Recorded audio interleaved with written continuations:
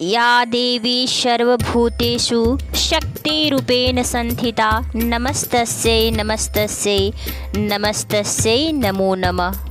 जय माता दी भक्तों, आज मैं दुर्गा सप्तशती का दूसरा और तीसरा अध्याय का पाठ सुनाने जा रही हूँ। जो व्यक्ति दुर्गा सप्तशती पाठ का दूसरा और तीसरा अध्याय का श्रवण करता है, सुनता है, उसकी हर मनोकामना शीघ्र ही पूर्ण होती है। लड़ाई झगड़ा में विजय पाने के लिए यह पाठ उत्तम फल प्रदान करता है। इसके साथ ही साथ माता की असीम कृपा अपने भक्तों पर सदैव बनी रहती है। लेकिन झूठे और किसी पर गलत आरोप लगाने से उसका फल नहीं मिलता, उसका उल्टा प्रभाव मिलता है। दुर्गा सप्तशती का दूसरा अध्याय देवताओं के तेज से देवी का प्रादुर्भाव और महिषासुर की सेना का वध।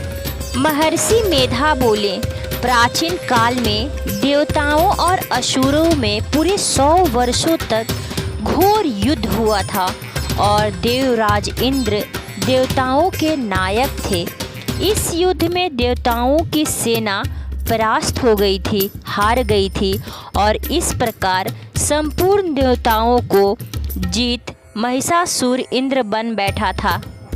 जब युद्ध समाप्त हुआ तो युद्ध के पश्चात हारे हुए देवता प्रजापति श्री ब्रह्मा जी को साथ लेकर उस स्थान पर पहुँचे जहाँ पर कि भगवान शंकर विराजमान थे।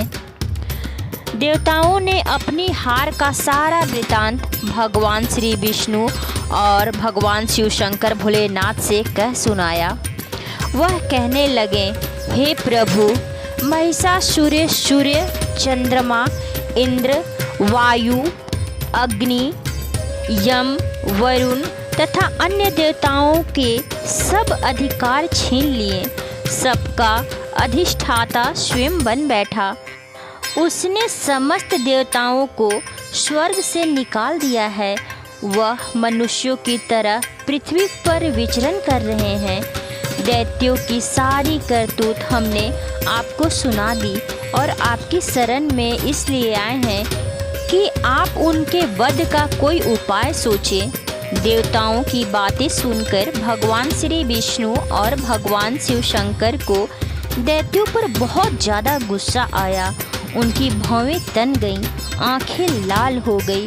गुस्से से भरे हुए भगवान विष्णु के मुख से बड़ा भारी तेज निकला और उसी प्रकार का तेज भगवान शिव शंकर तथा ब्रह्मा और इंद्र आदि दूसरे देवताओं के मुख से भी प्रकट हुआ।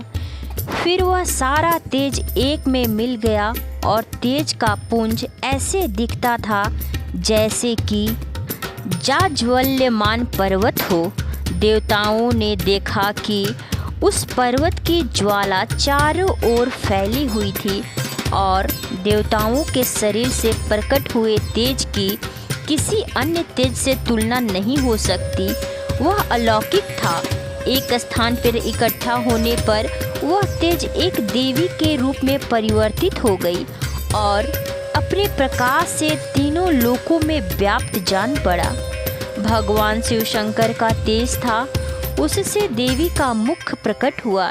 यमराज के तेज से उसके सिर के बाल बने। भगवान विष्णु के तेज से उनकी भुजाएं बनी और भगवान चंद्रमा के तेज से दोनों स्तन और इंद्र के तेज से जंघा तथा पिंडली बनी और पृथ्वी के तेज से नितंब भाग बना।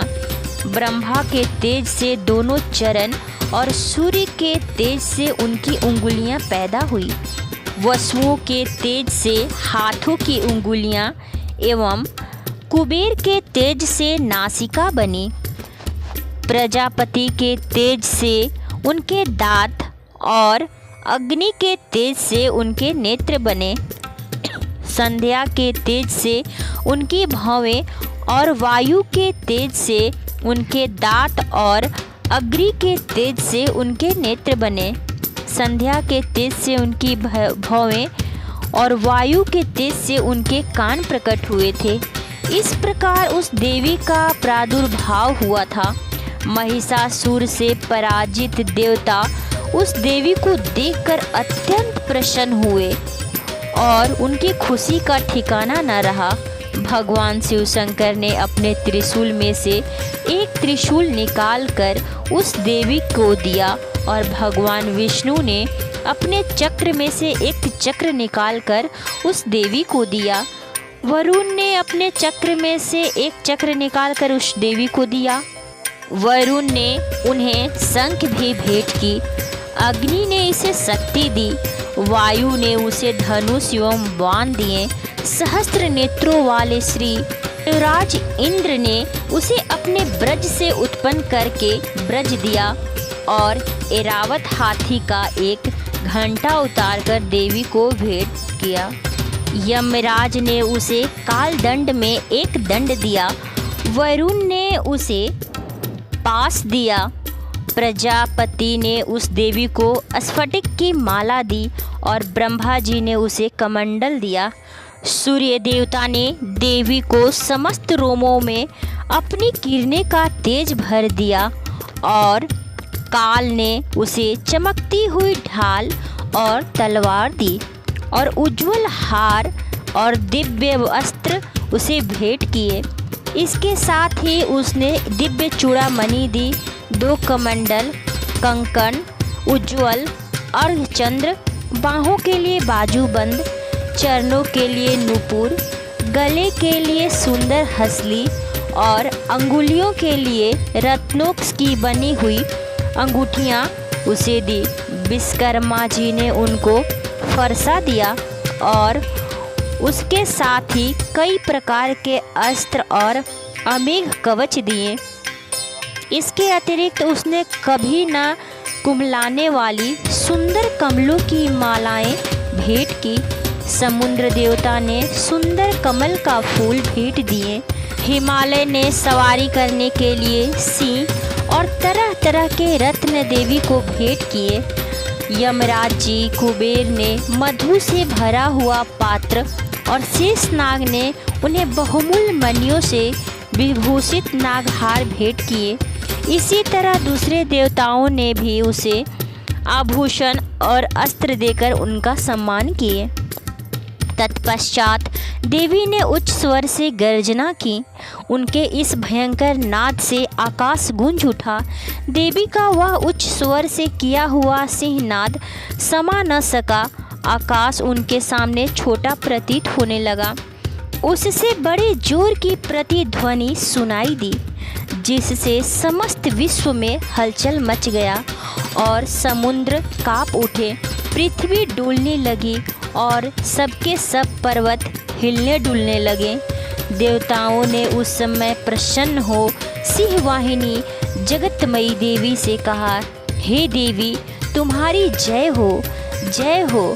इसके साथ ही महर्षियों ने भक्ति भाव से विनम्र पूर्वक उनकी स्तुति, उनकी प्रार्थना करने लगे।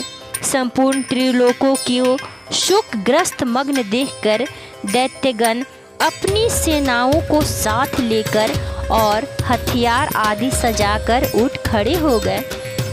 महिषासुर के क्रोध की सीमा नहीं थी। वह क्रोध से आग बबूला हो रहा था। उसने क्रोध में भरकर कहा, यह सब क्या उत्पात है। फिर वह अपनी सेना के साथ उस ओर दौड़ा जिस ओर से भयंकर नाद का शब्द सुनाई दे रहा था और आगे पहुंचकर उसने देवी को देखा, जो कि अपनी प्रभा से तीनों लोकों को प्रकाशित कर रही थी। उसके चरणों के भार से पृथ्वी दबी जा रही थी।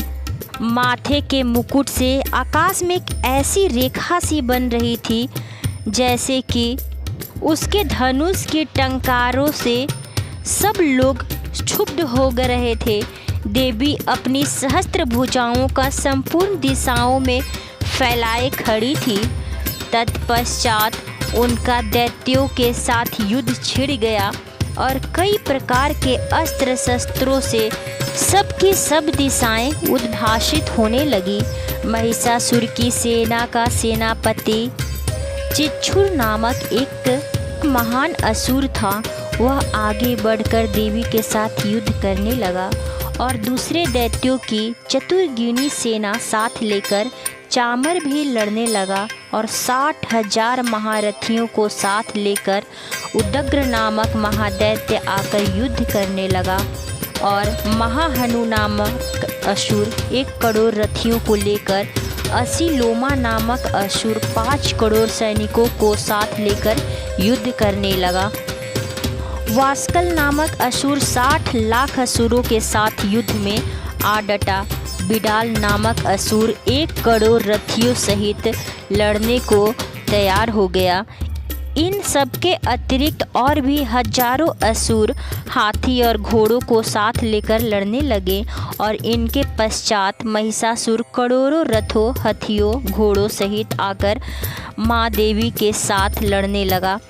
सभी असुर तोमर, भिंदीपाल, शक्ति, मुसल, खड़गों, परसों, पटियों के साथ रणभूमि में देवी के साथ युद्ध करने लगे।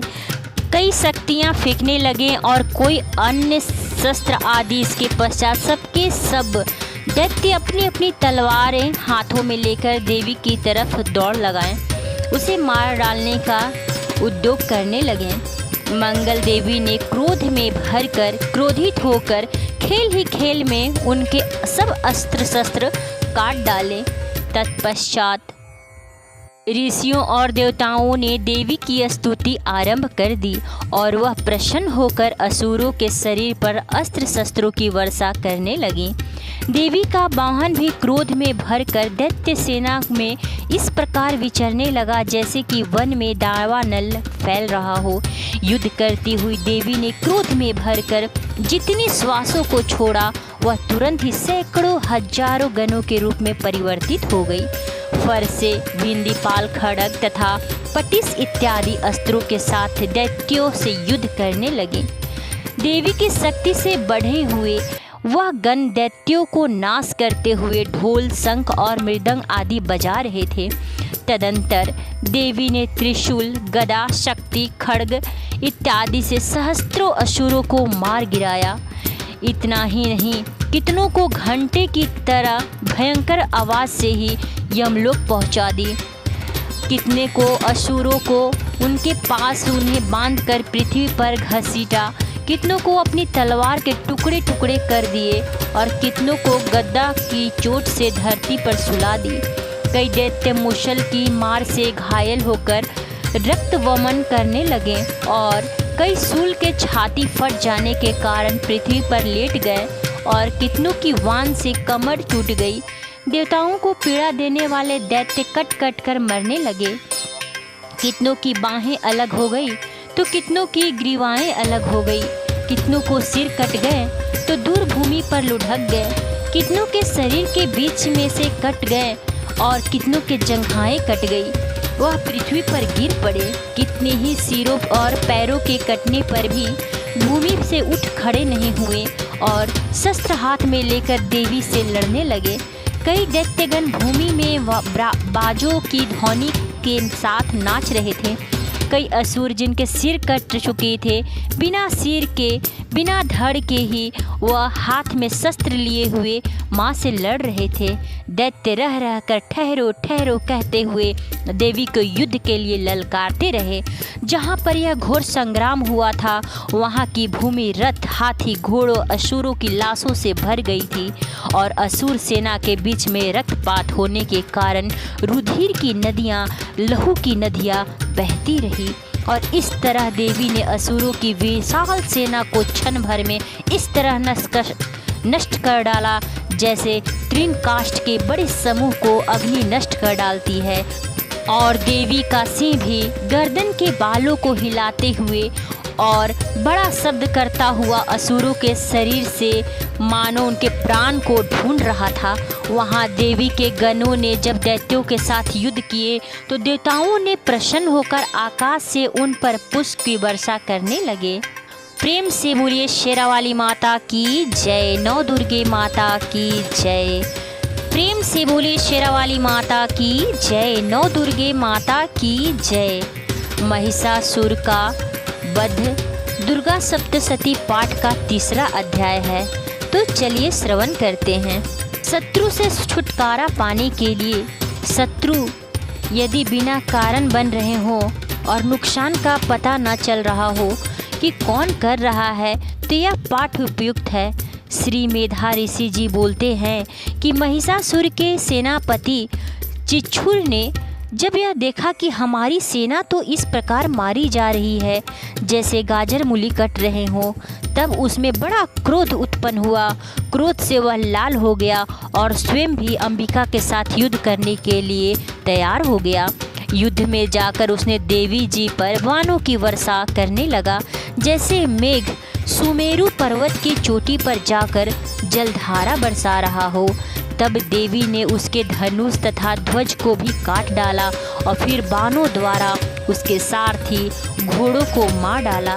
फिर झटपट उसका धनुष और ऊंची लहराती हुई ध्वजा काट गिरा दिए। जब उसका धनुष कट चुका था तब अपने बाणों से उसके अंग बिंग डाले। उसका सारथी एवं घोड़े मर चुके थे और धनुष कट चुका था। तब वह बिना रथ के पैदल तलवार ढाल लेकर देवी के रथ की ओर दौड़ा। तेज तलवार से सिंह पर जाते ही प्रहार कर दिया। फिर देवी जी वाम भुजा पर जोर से प्रहार किया। हे राजन, जो ही उसका तलवार देवी की भुजा पर पड़ी त्यों ही वह टूट गई। फिर असुर ने क्रोध से आंखें लाल लाल करके त्रिशूल पकड़ लिया। दुर्गा जी पर उस दैत्य ने त्रिशूल मार डाला। वह त्रिशूल इस प्रकार चमकता जैसे कि आकाश से सूर्य के मंडल गिर रहा हो। देवी जी ने अपनी ओर आते हुए त्रिशूल को देखकर उस पर अपना त्रिशूल चला दिया, जिससे वह त्रिशूल सैकड़ों टुकड़े हो गए। साथ में उस महादैत्य के प्राण भी निकल गए। जब महिषासुर का बलवान सेनापति मारा गया तब वह देवशत्रु चामर हाथी पर बैठकर आ गए और आते ही उसने अंबिका देवी पर शक्ति का प्रहार किया। श्री देवी जी ने हुंकार द्वारा ही तेजहीन कर उसे जमीन पर गिरा दी। अपनी शक्ति को गिरा हुआ देखकर चामर को बड़ा क्रोध आ गया। उसने पुनः त्रिशूल का वार कर दिया। त्रिशूल को भी देवी जी ने बाणों द्वारा काट डाला। तब वह सिंह उछलकर हाथी के मस्तक पर चढ़ गया और दैत्य के साथ भुजा युद्ध करने लगा। वे दोनों परस्पर लड़ते लड़ते उस हाथी पर से नीचे पृथ्वी पर आ गिरे और भयंकर प्रहारों से परस्पर युद्ध करने लगे। तब बड़े वेग से उस सिंह ने ऊपर से उछला और ऊपर आकाश से नीचे की ओर गिरते गिरते पंजों के प्रहार से दैत्य चामर का सिर धड़ से अलग कर डाला। उसने क्रोध से आंखें लाल करके त्रिशूल पकड़ लिया। दुर्गा जी पर उस दैत्य ने त्रिशूल मार डाला। वह त्रिशूल इस प्रकार चमकता जैसे कि आकाश से सूर्यमंडल गिर रहा हो। देवता जी ने अपनी ओर आते हुए त्रिशूल को देखकर उस पर अपना त्रिशूल चला दिया, जिससे वह त्रिशूल भी टुकड़े टुकड़े हो गए और उस दैत्य की मृत्यु हो गई। इसके बाद क्रोधित देवी जी ने शिला एवं वृक्ष आदि से युद्ध में उदग्र को मार डाली। फिर कराल को भी अपने दांतों, मुक्कों एवं थप्पड़ों के द्वारा मार डाली। क्रोध में परिपूर्ण देवी ने गदा की चोटों से उद्दत को भी मार डाली। भिंदी पाल शस्त्र द्वारा वास्कल, बाणों तथा अंधक एवं ताम्र को मारकर यमलोक भेज दी। त्रिनेत्रधारिणी देवी परमेश्वरी ने उग्राशय, उग्रवीर्य, महाहनु नामक दैत्यों को भी त्रिशूल से मार गिराई। तलवार से विडाल का सिर धड़ से अलग कर दी। दुर्धर और दुर्मुख इन दोनों को वानों द्वारा यमपुरी पहुंचा दी। इस प्रकार अपनी सेना का नाश होता देख भैंसे का रूप धारण कर महिषासुर उन गणों को डराने लगा। कुछ गण अपने सिंघों से वार किए, दूसरों को सिंघों से फाड़ा। कुछ एक को वेग द्वारा, दूसरों को सिंहनाद द्वारा घूमने से, अन्यों को श्वास वायु द्वारा पृथ्वी पर गिराया। इस प्रकार गण सेना को गिराकर वह महिष सिंह की ओर झपटा। जो ही सिंह को मारने लगा तब जगदम्बा को बहुत क्रोध उत्पन्न हुआ। इस तरह महापराक्रमी महिषासुर भी क्रोध से पृथ्वी तल को अपने खूरों से खोदने लगा। फिर सींगों से बड़े ऊंचे ऊंचे पहाड़ उठाकर फेंकने लगा, साथ में गर्जन करने लगा। वेग के साथ घूमने पर पृथ्वी क्षुब्ध होकर फटने लगी। उसने पूंछ से समुद्र पर प्रहार किया, जिससे क्षुब्ध होकर समुद्र पृथ्वी के चारों ओर डुबाने लगा। चलायमान होते हुए सिंह के द्वारा छिन छिन हुए बादल के खलखस हो गए। उसके श्वासों से उड़ते हुए सैकड़ों पर्वत आकाश से गिरने लगे। इस प्रकार क्रोधपूर्ण उस महादैत्य को अपनी ओर आता देखकर चंडिका उसे मारने के लिए क्रोध में आ गई। कुपित चंडिका ने उनकी ओर पास फेंका और उसके द्वारा उस दैत्य को बांध लिया। तब तो उस महायुद्ध में बंधे हुए उस दैत्य ने अपने महिषासुर रूप का त्याग कर दिया और सिंह के रूप में आ गया। जैसे ही चंडिका उसका सिर काटने लगी, तब वह तलवार हाथ में लिए पुरुष दिखाई देने लगा। तब शीघ्रता से तलवार ढाल वाले उस पुरुष को अपने बाणों से देवी ने बिघ्न डाला। अब वह एक बड़ा हाथी हो गया। अपने सूंड से देवी के सिंह को खींचा, फिर गर्जन करने लगा। उसकी गर्जना बहुत तीव्र थी। उसके खींचते समय अपनी खड़क के द्वारा देवी ने उसकी सूंड को काट दिया। फिर वह महादैत्य भैंस के रूप में आ गया और चर अचर जीवों को सताने लगा। तो जगत माता जगत जननी चंडिका क्रोध में आकर फिर उत्तम मधुपान करने लगी और लाल लाल नेत्रों करके हंसने लगी। वह दैत्य भी बलपूर्वक पराक्रम के मद में उन्मत्त होकर गर्जना करने लगा और अपने सिंहों से पहाड़ उठा उठाकर देवी की ओर फेंकने लगा। देवी जी ने अपने बाणों के प्रहार से उसके फेंके हुए पर्वत को चूर चूर कर दी। तब सुरापान के मद के कारण लाल लाल नेत्र वाली चंडिका जी ने कुछ लड़खड़ाते शब्दों में कहा, अरे मूर्ख, जब तक मैं मधुपान कर लूं तब तक तू गर्ज ले। मेरे द्वारा संग्राम भूमि में तेरा वध हो जाने पर शीघ्र ही देवता भी गर्जन करने लगेंगे। ऋषि बोले। इस प्रकार माता कहकर उछलकर उस महादैत्य पर चढ़ गई और पैरों से दबाकर दैत्य के कंठ पर त्रिशूल से वार किया। देवी के पांव से दबे हुए उस दैत्य ने अपने मुख से बाहर निकलने का प्रयत्न दूसरे रूप में किया और अपने मुख से बाहर निकलने का प्रयत्न कर अभी आधा ही निकला था कि देवी जी ने अपने प्रभाव से उसे वहीं रोक दिया। आधा निकल कर भी उस दैत्य ने युद्ध करना नहीं छोड़ा। तब देवी जी ने अपनी तलवार से उसका सिर काटकर नीचे गिरा दिया। दैत्य सेना हाहाकार करने लगी। तब उस सारी सेना का भी देवी जी ने नाश कर दिया। सभी देवता अत्यंत प्रसन्न हुए। दिव्य ऋषियों के साथ महर्षि सभी देवताओं ने स्तुति की।